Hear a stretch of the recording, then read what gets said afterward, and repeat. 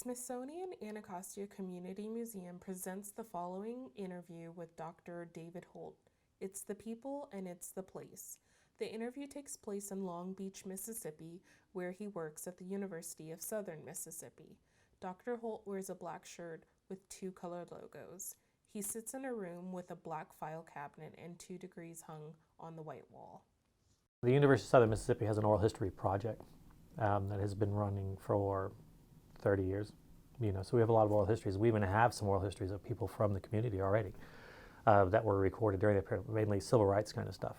And so these are, inspirations, if you will, on, people try to tell the story.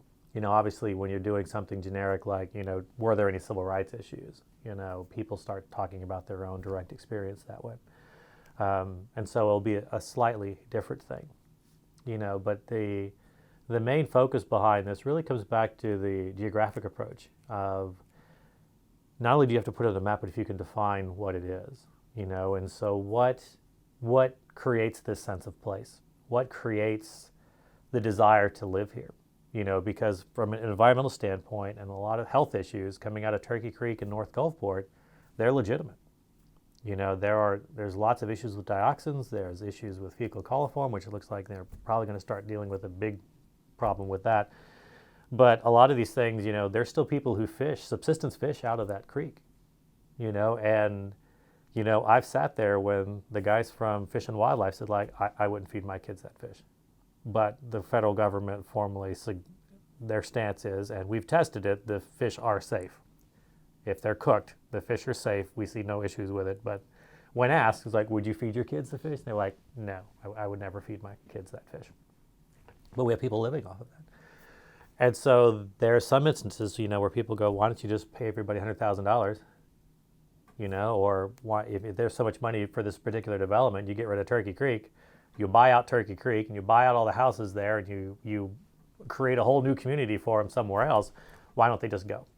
And that's where the sense of place comes in. It's not even just the people. It's the people and it's the place. It's that this has been here. There's an airport landing strip that you could probably throw a rock and hit an airplane that's landing. That's how. They're right there where they're coming down.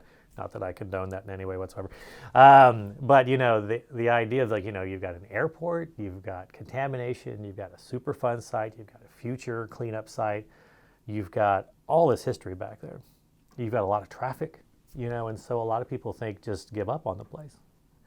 But I think that maybe that kind of explains a little bit for this community that fight or flight kind of concept.